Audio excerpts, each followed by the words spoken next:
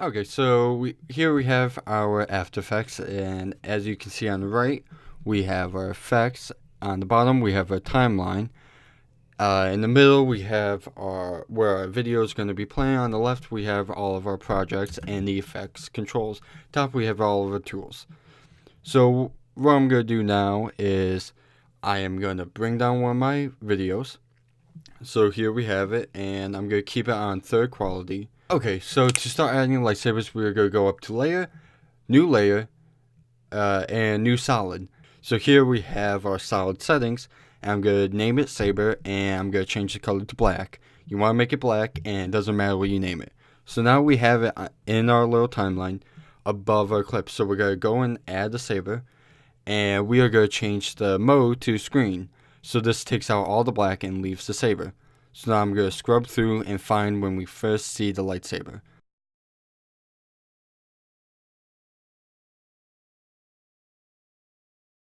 We see it about there. That's when our eyes visually see it.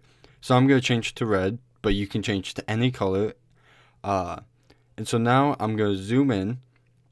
Okay, so here, as you can see, there's two little red dots on the ends of the lightsaber, and this basically allows you to move it. So I'm going to move it to where I see the lightsaber, and I'm going to zoom in to get a pinpoint. I'm going to increase the glow just because the lightsaber is kind of big, and I want to cover everything. I don't want people to see it. So I'm going to mess around. You can have glow intensity, glow spread, glow bias, whatever fits. So important thing to do to make sure what you do is there's something on the left called core start and core end. And you want to click the stopwatches on them, because if you don't, you're just changing the lightsaber and making it stationary. So I realized this, and so I turned them on, and now every frame I can change how the lightsaber reacts, and it will show that in the clip. So as you see, it grows.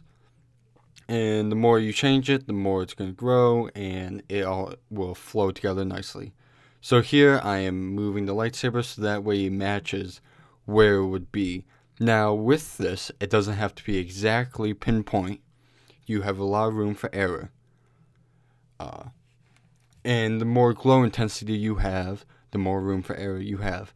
Now what you just saw is I disabled glow. And that basically just makes it a white box. This is easier given the fact that the glow can really distort your footage and also can slow down the process and make things more choppy. So I will turn it on and off to make sure I'm getting everything in the exact position and make sure it fits everything. So what you want to do when you're making the lightsaber is you want to try and get it to the ends of the actual lightsaber. So when it's moving like this is a lot more tough because the image is blurred, but best estimate is always your best guess. So this is a long process. You have to go frame by frame. So it's easier to do something in 24 frames per second. Doing something in slow-mo with this will take a lot of time, given that slow-mo it can be up to 240 frames. That's 240 pictures per second.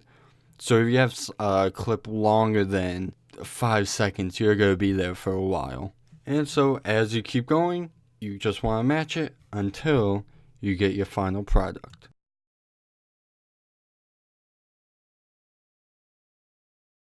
And this is the final product. Okay, so now we have a new clip. This is two lightsabers, and it's not much different than just one. It's just a lot more work and separate files. So what I'm going to do is I'm going to drag down my footage as usual. And instead of just making one new layer, I'm going to make two. So same thing before, I am just going to match it to the actual lightsaber. So now we're on the second lightsaber, and I want to take off the first solid. So I click the little eye in the bottom left, and so basically I cannot see it. And as you see there, I was messing around with the colors, showing once again that any color is possible.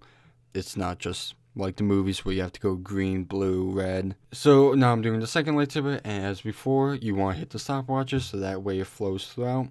So again, I'm messing with the glow, intensity, and spread, and bias, and the core size, just to make sure that it fits. The higher the intensity, the more of a big blob it's going to look like. But when you have a short clip, it's not going to make the biggest difference. So here, I'm messing with it again. There's not a lot of movement, so it's very easy work, just more tedious.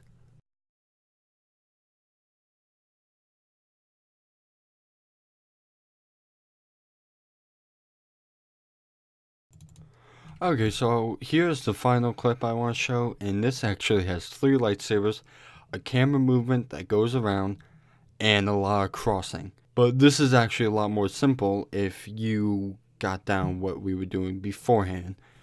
So you just want to make the 3 solids, and you want to follow just one lightsaber at a time.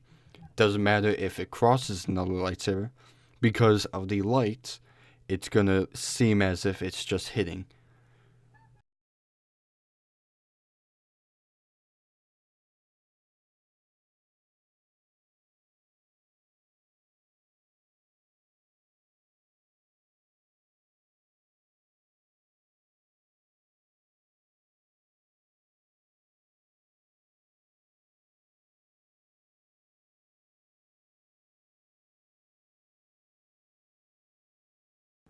So at the end, we can see that all lightsabers are fully animated. They're hitting each other, they're crossing, and it looks good. It looks maybe not as real as a real Star Wars movie, but that's what you get with little tips like this.